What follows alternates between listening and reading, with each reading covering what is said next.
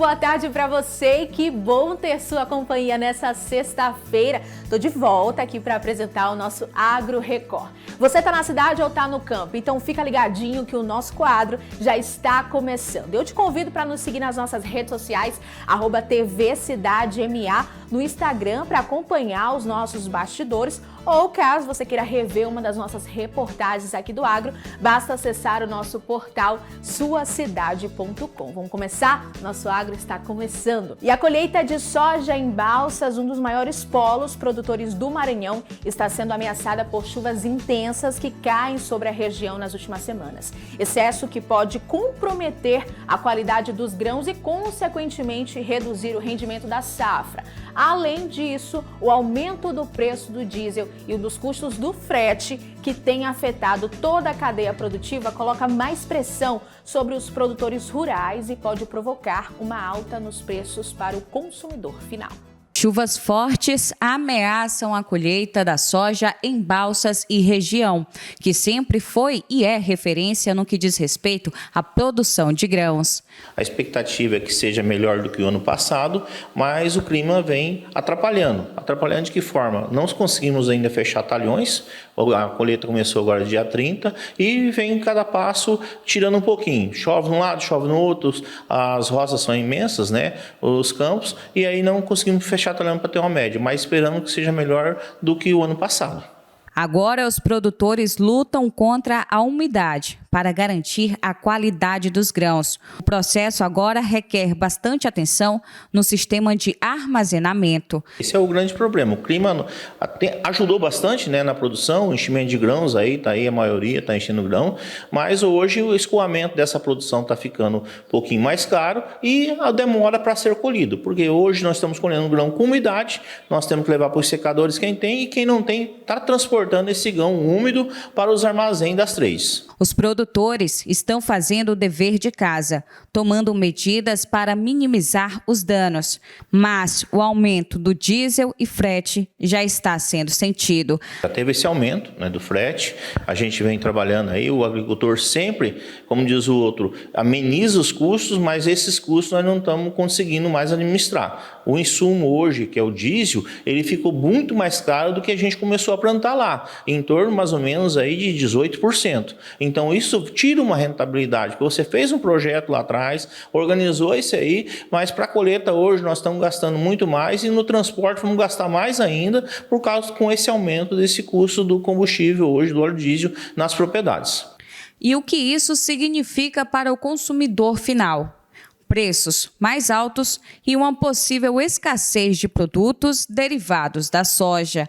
Acho que reflete, porque se você olhar de um outro lado, o grão, o agricultor absorve isso aí. As trades hoje lucram sobre isso, porque ela bota um patamar. O transporte, quem paga do grão, da fazenda até a exportação, é o agricultor. As trades só remassam isso para frente. Agora, o custo maior está ficando na alimentação, nos medicamentos, né? No dia a dia do arroz, do feijão, isso usa o transporte. E quem produz esse aí está aguentando. Agora, quem comercializa precisa ter aquela margem de lucro. Os próprios mercados, os atacadistas. Então, esses hoje estão repassando para quem? Para quem é o consumidor final. E o consumidor final está pagando e isso está gerando uma inflação. A inflação do mercado você não vê. Agora, quem vê, quem está lá todo dia comprando hortaliça, quem está lá comprando o feijão, o arroz, o óleo, né? E principalmente a carne hoje, que está um absurdo. Então, isso tem tudo embutimento do frete. Tudo embutido do frete. Se não tiver essas condições, quem comercializa isso não suporta. Agora vamos ficar de olho no agro nacional. A erva daninha é uma verdadeira dor de cabeça para quem trabalha no campo. Ela prejudica a colheita e pode, inclusive, comprometer a próxima safra. Um trabalhador rural de Rio Verde, em Goiás, sabe bem disso. Este ano ele vai colher menos nas plantações de banana e mandioca devido ao ataque da praga, mas com planejamento e controle dá para evitar esses prejuízos. O George vive com a esposa neste assentamento na zona rural de Rio Verde, na região sudoeste de Goiás. Há mais de 20 anos, eles vivem dos produtos que plantam nas terras. Hoje, mandioca e banana. Meu pai, há uns 30 anos atrás, entrou no movimento agrário, né, de assentamento. Aí ele veio para cá e eu vim junto e hoje, digamos, hoje eu trabalho na terra e ele, aposentado, só descansa. O George vende boa parte da produção diretamente para comerciantes da cidade. Atualmente, ele colhe 1.000 cachos de bananas por ano e 25 toneladas de mandioca por hectare. Mas essa produção poderia ser melhor. Elas vêm atrapalhando, mas só que fazendo o manejo na hora certa, aí controla, né? Infelizmente, teve uma área aqui que passou da hora, né? Devido outros problemas que a gente teve aqui na fazenda e não teve jeito de fazer a limpa a tempo. Esta daqui é uma erva daninha, é a trapoeraba.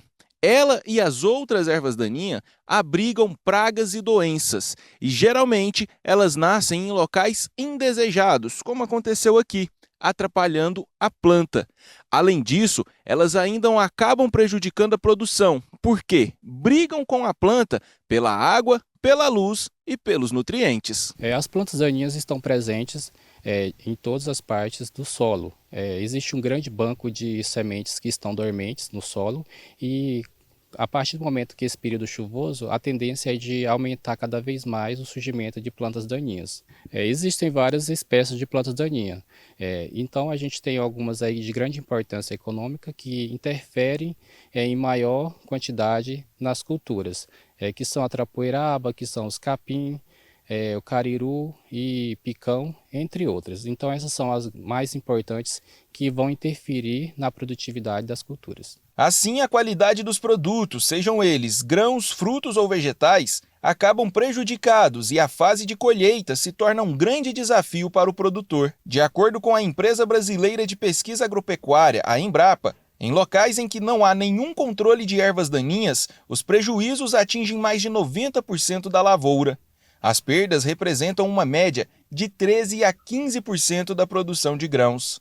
Por isso, é fundamental realizar o controle de plantas daninhas. Existem várias formas de manejo que a gente está adotando, que são o aplique plante, que a gente aplica o dessecante, os herbicidas no solo e depois vem com a cultura e planta. E também tem a outra forma que é aplique, plante e aplique, que a gente planta e depois aplica. Mas esse manejo a gente está adotando mais no período seco, porque com esse período chuvoso a tendência é do herbicida ficar sobre o solo e depois ocorrer uma fitotoxidez. Hoje a gente está adotando também o manejo cultural, que a gente roça a planta daninha antes de plantar e após isso a gente vem e desseca e depois faz o gradeamento da área para depois estabelecer a cultura. Na produção do George, a estratégia adotada foi a aplicação de herbicidas, sistêmico e de contato, na pré- e pós-germinação. A ideia é salvar o máximo possível da produção. A gente está programando aí uma força-tarefa, né? Eu mais uns vizinhos aqui, para a gente estar entrando com a capina, né? Aí vai demorar um pouco, mas no fim vai dar certo.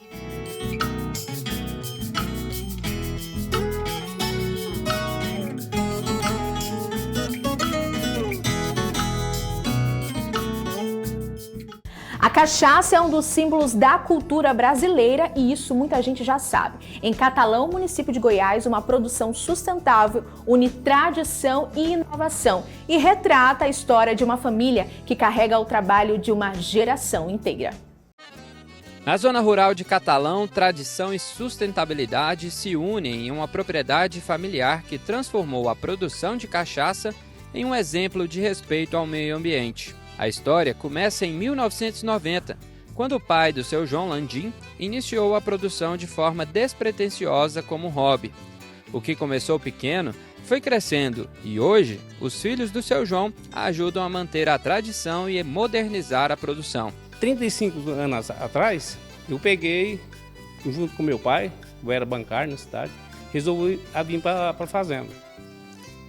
E nesse meio aí a gente viu que uma cachaça seria alguma coisa melhor para para a renda da fazenda. Na época a gente mexia só com leite. Então, assim, compramos um alambique pequeno, que fazia aí por safra 1.500, 2.000 litros de cachaça. Era um hobby que a gente tinha. Então fizemos muitos anos assim. E meu pai veio a falecer, depois de uns 5 anos que a gente estava fazendo cachaça. Eu continuei na fazenda, meus filhos, como já era grandinho, já foi para a faculdade, foi para Catalão para estudar, né, para a cidade vizinha nossa aqui. E eu peguei e resolvi aumentar essa cachaçaria minha, assim, aos poucos. Nos últimos anos, com o estudo dos filhos na área do agro, a fazenda adotou práticas modernas que aliam tecnologia e cuidado com a terra. Atualmente, a produção chega a mais de 2.000 litros de cachaça por dia, com um processo sustentável que aproveita cada parte da cana-de-açúcar. Uma das alternativas encontradas por essa família aqui de Catalão para reduzir os custos na produção foi utilizar 100% da cana-de-açúcar no processo de fabricação da cachaça. Além da garapa, que é utilizada para fazer a cachaça, o que sobra dela volta aqui para o campo através do sistema de irrigação e é utilizado como adubo aqui na plantação. Além disso, o bagaço é utilizado para a alimentação dos animais e também no aquecimento da caldeira. E o que sobra da cana-de-açúcar, que é a cabeça e o caule, é utilizado na fabricação do etanol, como combustível aqui para os carros da fazenda. Meu pai sempre já aproveitou, na ponta da cana ele sempre aproveitou para o gado, ele sempre deu como complemento. Depois que eu voltei para cá, a vinhaça a gente passou a enriquecer ela e utilizar ela como um fertilizante líquido para a cana. Então ela já é rica em matéria orgânica e potássio, a gente consegue enriquecer ela com nitrogênio, com fósforo e já consegue fazer essa adubação mesmo na época da seca. E depois, posteriormente, a gente tem o bagaço da cana que a gente instalou a caldeira. A caldeira a gente consegue reaproveitar bastante esse bagaço pós a moagem. A gente seca ele e queima ele na caldeira para a produção da cachaça. A família acredita que aliar tradição e inovação é o segredo para manter a produção viável e em harmonia com o meio ambiente. Enquanto preservam os ensinamentos deixados por seu Sebastião, os filhos de João trabalham para que cada etapa do processo seja ainda mais sustentável. A cana chegando aqui, a gente faz a moagem e extrai a garapa. Essa garapa ela vai para a nossa sala de fermentação. A sala de fermentação, as leveduras, elas vão comer todo o açúcar que tem na garapa, transformando ele em CO2 e álcool, basicamente. Após essa fermentação, a gente produz o vinho. Então esse vinho é colocado dentro do alambique, com aquecimento a gente retira a cachaça e esse produto que fica dentro do alambique, o restante que fica ali que não é aproveitado, é a vinhaça. Então é o vinho pós a retirada da cachaça. Essa vinhaça ela é descartada aqui dentro desse tanque de efluentes. A gente espera ela esfriar para não poder jogar ela quente na lavoura. A gente joga para um tanque de plástico. Coloca adubos solúveis como MAP, cloreto de potássio, sulfato de magnésio, enriquecendo com os nutrientes que a gente quer. Esse tanque é levado com o trator para a lavoura e lá é depositado por gravidade mesmo em cada linha de plantio. Além de ser um exemplo de produção sustentável, o local carrega a história de uma família que transformou o sonho em realidade, preservando a herança passada de pai para filho, enquanto busca novas formas de inovar e proteger o meio ambiente. Para mim, hoje, eu me sinto orgulhoso deles estar aqui comigo, trabalhando, né? E a gente, vamos dizer assim, não é que a gente ganha um tufo de dinheiro, mas a gente está sobrevivendo da fazenda. A gente não mexe não só com cachaça, a gente tem um pouco de lavoura também, que é um pouco de soja, do agro, e temos também um pouco de gado. Tem que fazer um confinamento, que é um reaproveitamento que a gente tem da própria cana. Seria o bagaço, a ponta da cana. Então a gente reutiliza hoje da cana 100% dela.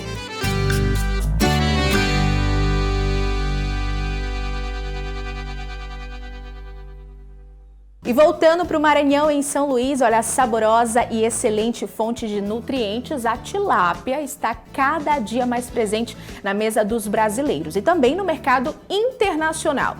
Todo esse sucesso mantém o Brasil como o quarto maior produtor de tilápia do mundo, estando atrás apenas da China, Indonésia e Egito. E o repórter Thiago Cura foi conhecer mais sobre a criação da tilápia em uma piscicultura que fica localizada na região metropolitana de São Luís.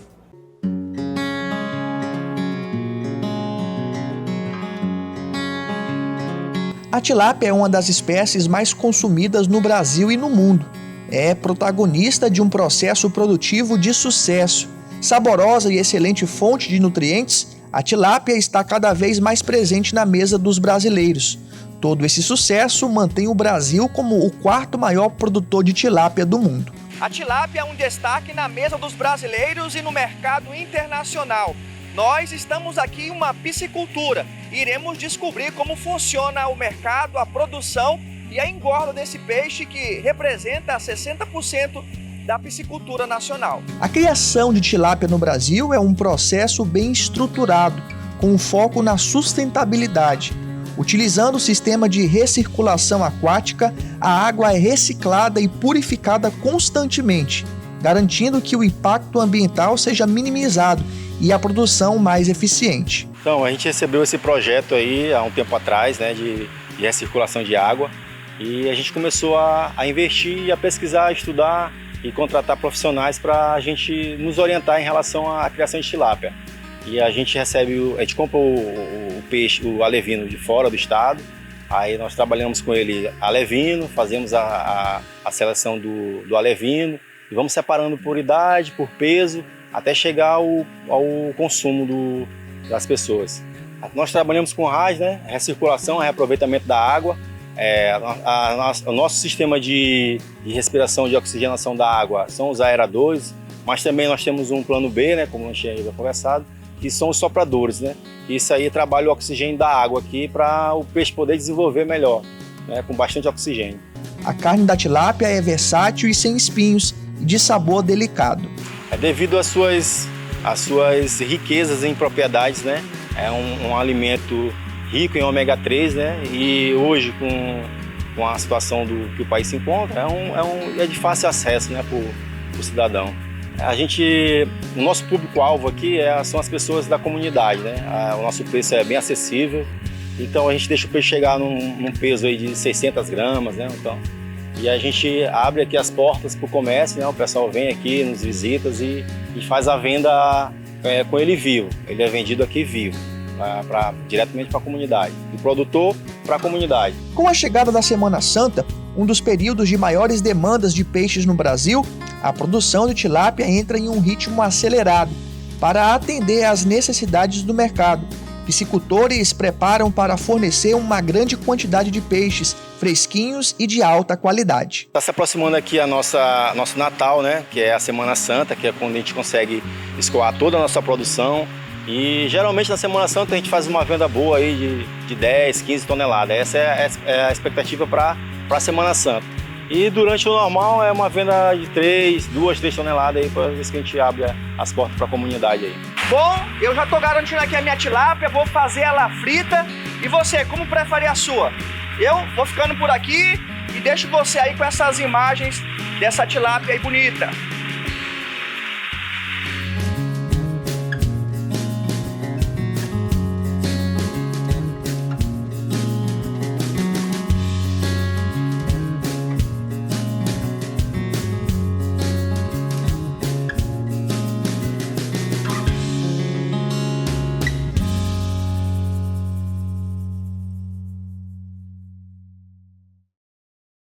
Olha, gente, um peixinho assado na brasa, eu posso dizer que eu amo e eu acho que você de casa também. Mas essa edição do Agro Record vai ficando por aqui. Se você quiser rever uma de nossas reportagens, pode ficar à vontade para acessar o portal suacidade.com. Quer acompanhar os nossos bastidores? Então segue a gente nas nossas redes sociais. Obrigada pela sua companhia e eu te espero na próxima sexta-feira. Até!